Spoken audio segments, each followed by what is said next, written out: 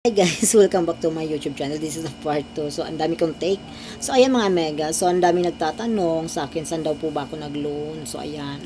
So, ito na nga mga mega, share ko my own experience at para din po kayo makakuha po kayo ng idea. So, ayan.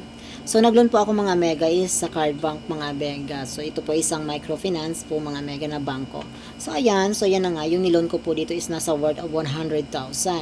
And then, before yun mga mega, last year is yung loan ko po sa kanila is 50. So, bali, plus 50,000. So, ayan, 100,000 po yung loan ko po ngayon. And then po mga mega, using our Connect to Card po yung ginagamit ko. Online app na lang po siya ng Card Bank. So, napakadali lang po pag ito ay ang inyong gamit. So, ayan. So, ito po mga mega yung step na ginawa ko. So, ayun nga mga mega. Every Martes lang po ako napunta, bali pala mga mega, hindi ako napunta sa sa meetingan. So hindi ako nagbi-meeting kasi nagbibisi-bisihan ako ng bonggang-bongga. So napunta lang po ako sa sa mga meetingan mga mega kapag mag-uutang po ako, pero pag mga meeting hindi ako napunta. So ayan. Basta lang po ako, updated po ako sa aking hulog. So ayan, hindi po ako madi-default. Salamat po sa Diyos na hindi po ganoon. So ayan. Then mga mega, yung 100,000 po mga mega na inutang ko mga mega is pig 9 months ko po siya, and then yung hulog ko po dito is nasa 3.5 po mga mega, 9 months po siya. So, every week po yung hulog po dito, every Martes po mga mega. And then yung yung 100,000 mga mega is meron po siyang 15,000 na po siya, maintaining balance. Ayun. So, hindi po yung makukuha hanggat hindi mo po natatapos yung loan mo po mga mega, okay? So, yun, by the way mga mega, so ito yung pag-process ko. So, ayan.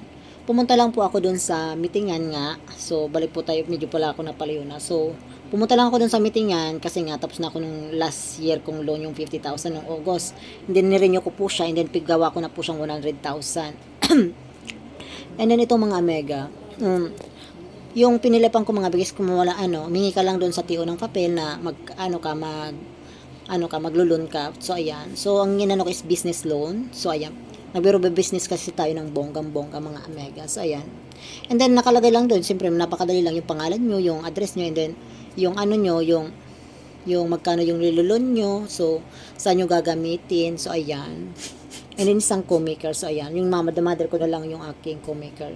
And then, mga mega, yung ko is yun na nga, is gamit ko is Connect to Card.